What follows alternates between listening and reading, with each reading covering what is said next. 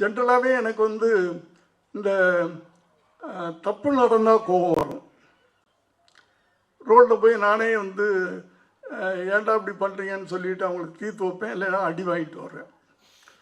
ஏதோ ஒன்று நடக்கும். அது அரசியலில் தப்பு நடந்தாலும் கோபம் வரும், சமுதாயத்தில் தப்பு நடந்தாலும் கோபம் வரும். இந்த கோபத்தையெல்லாம் எப்படி கொட்டுறது? சினிமா மூலமாக தான் நான் கொட்டினேன்.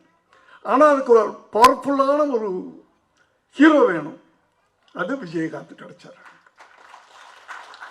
அதனால தான் சொன்னாங்கள்ல, நான் 18 படம் பண்ணேன்னு. நான் எந்த ஹீரோட்டையும் போகலை, கால்ஷீட்டே கேட்கறது இல்லை. கதையை ரெடி பண்ணுவேன்.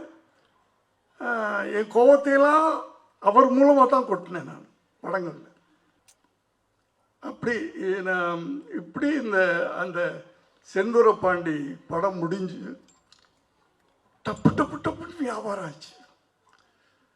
எனக்கு ஒரு பெரிய லாபம் வந்துச்சு. அப்போவும் நான் போய் கேட்குறேன், விஜய் எனக்கு இவ்வளவு ப்ராஃபிட் வந்திருக்கு, நான் உங்களுக்கு ஏதாவது கொடுக்கணும் அப்படின்னு.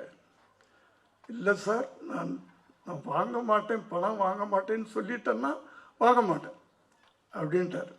எனக்கு உறுத்தலாக இருந்துச்சு. என்னடா அவரை வச்சு ஒரு படம் பண்ணி இவ்வளவு நம்ம பணம் சம்பாதிச்சிருக்கிறோம், வாங்க மாட்டேன்னு சொல்கிறாரு. என்ன பண்ணலாம் அப்படின்னு யோசனை பண்ணிகிட்டு இருக்கும்போது, அவர் வீட்டுக்கு பக்கத்து லேண்டு என் லேண்டு. இதை ரொம்ப நாளாக கேட்டுக்கிட்டு இருந்தார். அவர் இல்லை, அவர்கிட்ட இருக்கிறவங்களாம், சார் எங்கள் கொடுத்தா நாங்கள் எக்ஸ்டெண்ட் பண்ணிக்குவோம் சார் அப்படின்னு கேட்டுக்கிட்டு இருந்தாங்க. நான் ஏப்பா விஜய் வீட்டு பக்கத்தில் நான் இருக்கக்கூடாதுப்பா, நான் இங்கே வீடு கட்டலான்னு நினச்சிக்கிட்டு இருக்கேன், கொடுக்க மாட்டேன்னு சொல்லிக்கிட்டு இருக்கேன்.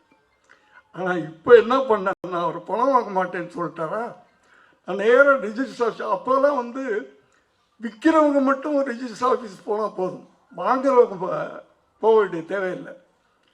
அவர் பேரில் ரிஜிஸ்டர் பண்ணி பத்திரத்தை கொண்டு போய் கொடுத்துட்டேன்.